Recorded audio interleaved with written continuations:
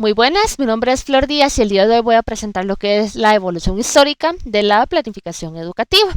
Antes de iniciar con esta temática es importante conceptualizar el elemento de planificación educativa. Carriazo y otros mencionan que la planificación educativa se encarga de limitar los fines, objetivos y metas de la educación. Este tipo de planeación permite definir qué hacer, cómo hacerlo y qué recursos y estrategias se emplean para la conclusión de tal fin.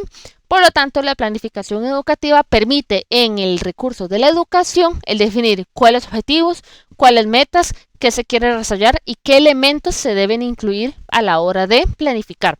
Por lo tanto, también lo que se hace es que se logran organizar los recursos, cómo hacer las estrategias para lograr encontrar una armonía y llegar a buenos caminos hacia las metas que se pretenden, ¿verdad?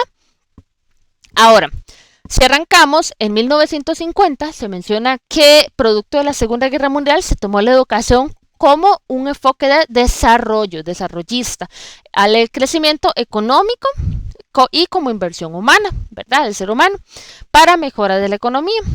Esa planificación, digamos que inició exclusiva solo por manos de expertos, con reglamentos rígidos y alejados de los que se involucrarían realmente en la planificación.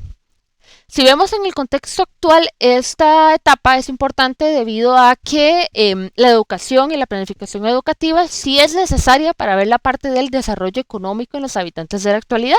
Se pueden rescatar elementos como la movilidad social que permite la educación, ¿verdad? Ahora, para la época de 1960 se empezó a tomar en cuenta algo que se llaman los recursos humanos, en donde se crearon, por ejemplo, oficinas, especialistas para la planificación, se empezaron a crear documentos, informes de planes y leyes que empezaran a avalar el proceso de planificación educativa, además de que ya no eran solo expertos mencionados, sino que también se empezó a capacitar a las personas para que resultaran en este proceso, aunque aún estaba, digamos que orientado de la forma normativa y centralizada. En el contexto actual se puede mencionar que es de suma importancia ya que se dieron los primeros pasos para concentrar la planificación y mejorar con los especialistas, informes y leyes concretas.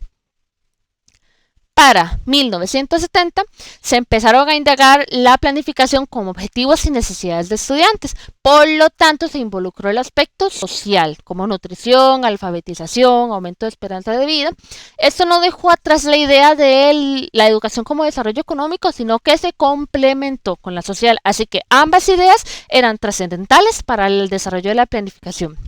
Esto en la actualidad es importante debido a que la planificación educativa debe realizarse con el desarrollo social también, en ese enfoque.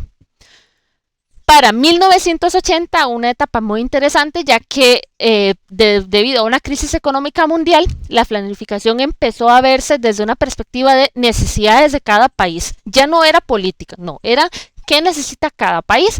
Por lo tanto, los intereses políticos se empezaron a dejar atrás y se orientó a lo que se llama la planificación participativa, la cual busca que esté relacionada con la económica y social, ¿verdad? Y con las necesidades de cada país. Lo curioso de esta etapa es que como ya se estaban desorientando los intereses políticos, empezó a haber un poco de burocracia, en donde la política trajo sus propias trabas para poder continuar con esa planificación. Esa época importante ya que se empezó a ver el elemento de necesidades de países y no solo recursos políticos. Ahora, para la siguiente etapa de 1990 podemos mencionar que la centralización se continuaba en países pobres. Sin embargo, para países un poco más desarrollados empezó lo que era una planificación híbrida. Quiere decir que iba tanto decisiones centralizadas como descentralizadas, un poco de planificación flexible, un poco de ideas antiguas, un poco de planificación normativa, un poco más de flexibilización, ¿verdad?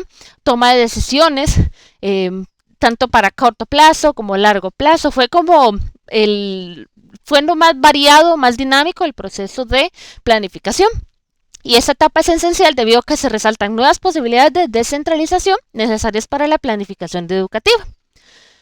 Finalmente, para los primeros 3 lustros ya se vio una planificación mucho menos normativa, aunque aún sigue habiendo mantenimiento de la crisis, es decir, que la planificación educativa no ha llegado a su auge.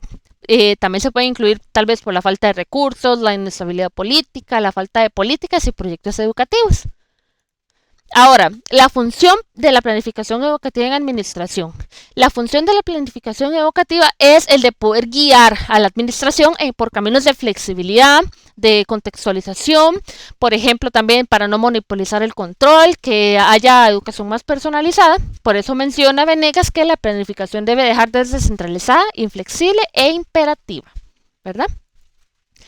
Aspectos deficientes de Costa Rica se podrían mencionar algunos por Venegas, como la centralización, la falta de vinculación entre planes sectoriales y desarrollo nacional, el tradicionalismo, la débil articulación de sujetos con el planeamiento, ¿verdad? Claramente, y la falta de formación ¿de qué? De personas para la planificación. Se necesitan más expertos en planificación. Y aunado a esto se mencionan las acciones que, por ejemplo, es necesario la toma de decisiones en una planificación, ¿verdad? Que se pueda empezar a hacer flexible y que se pueda llegar a también no tiene que ser todo tan rígido, sino que también se puede improvisar dependiendo de la situación. Planificar por regiones, hacer una planificación más especializada en cada sector de cada país, dejar el conductismo e incentivar lo que es el constructivismo, la inclusión de sujetos de la planificación y capacitaciones para los que realizan las planificaciones. Ahora, un ejemplo práctico que de hecho es del Plan Nacional de Desarrollo Educativo fue algo que se hizo en 1973, si entramos en la época de los 70, ¿verdad? Donde era que empezaban los elementos de nuevas leyes, nuevas planificaciones, nuevos planes. Este es uno de ellos, que fue en Costa Rica, que se menciona que brindó la educación costarricense la estructuración del sistema educativo en primero y segundo ciclo, obligatoriedad en preescolar, y la parte de primero y segundo se ha diversificado y costeado por la nación, ¿verdad? Por lo tanto, con base en todo esto, el inicio de la planificación educativa estuvo primeramente orientada a parámetros donde se adecuara el avance económico de la población de cada país, liderado este planeamiento por acciones normativas o poco flexibles, ¿verdad? Y la concentración de todas las decisiones en unos cuantos nada más expertos. No buscaba específicamente el desarrollo humanístico, sino un proceso en el país. Con el transcurso de las décadas se incluyeron aspectos sociales y se intensificó la idea de desarrollo educativo con economía en cada país. Además, poco a poco se diversificaron las tareas y los participantes en la planificación educativa, extendiéndose, por ejemplo, como lo mencionamos, en leyes, reportes, oficinas y especialistas en planificación, como fue el caso mencionado Plan Nacional de Desarrollo Educativo. El progreso de esta planificación, incluso poco a poco, por ejemplo en los 80, dejaba los intereses políticos atrás, ¿verdad? Y se encaminaba a responder por las necesidades de cada país, por lo que resultó ser un obstáculo en algún momento el desarrollo de la planificación en la parte burocrática, ¿verdad? Al dejar los intereses políticos fue un progreso, un problema.